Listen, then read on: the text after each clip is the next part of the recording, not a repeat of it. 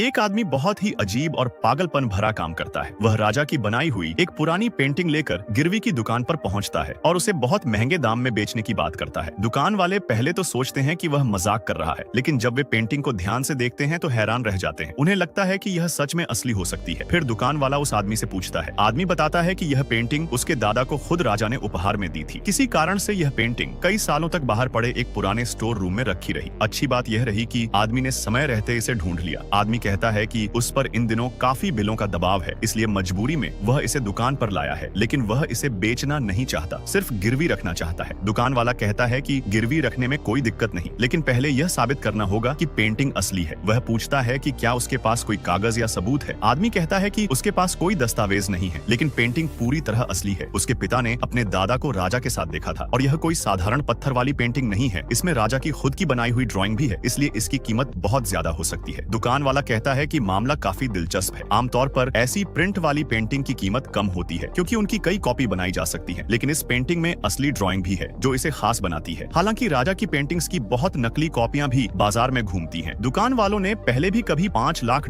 की असली पेंटिंग खरीदी थी, तो कभी सिर्फ एक $100 वाली नकली पेंटिंग। इसलिए सच्चाई जानने के लिए वे एक आर्ट एक्सपर्ट को बुलाने का फैसला करते हैं। थोड़ी देर बाद कला विशेषज्ञ लिलेई वहां पहुंचते हैं। पेंटिंग देखने के बाद वे कहते हैं कि यह साधारण पत्थर वाली पेंटिंग नहीं, बल्कि एक खास तरह की ऑयल प्रिंट बोर्ड पेंटिंग है। यह एक पुरानी प्रिंटिंग तकनीक से बनाई गई थी, जिसमें उभरे हुए हिस्सों पर रंग लगाकर छपाई की जाती थी। इस तरह की पेंटिंग बहुत कम मिलती है, लेकिन इनकी बारीकी साधारण पत्थर वाली पेंटिंग जितनी अच्छी नहीं होती। तभी आदमी उन्हें याद दिलाता है कि पेंटिंग पर कुछ हाथ से बनी ड्राइंग भी है। एक्सपर्ट उन्हें देखकर चौंक जाते हैं। वे कहते हैं कि यही ड्राइंग इसकी सबसे बड़ी खासियत है। आमतौर पर ऐसी पेंटिंग ज्यादा महंगी नहीं होती, लेकिन अगर उन पर असली हाथ की बनाई कला हो तो उनकी कीमत कई गुना बढ़ जाती है। दुकान वाला पूछता है कि क्या यह सच में असली है। एक्सपर्ट कहते हैं कि उन्होंने राजा की बहुत सारी असली और नकली पेंटिंग्स देखी हैं। अपने अनुभव के आधार पर वे भरोसे से कह सकते हैं कि यह सच में असली है। यह सुनकर आदमी बहुत खुश हो जाता है। उसे लगता है कि आखिरकार उसकी किस्मत चमक गई। लेकिन एक्सपर्ट बताते हैं कि ज्यादा खुश होने की जरूरत नहीं है, क्योंकि पेंटिंग की हालत भी उसकी कीमत तय करती है।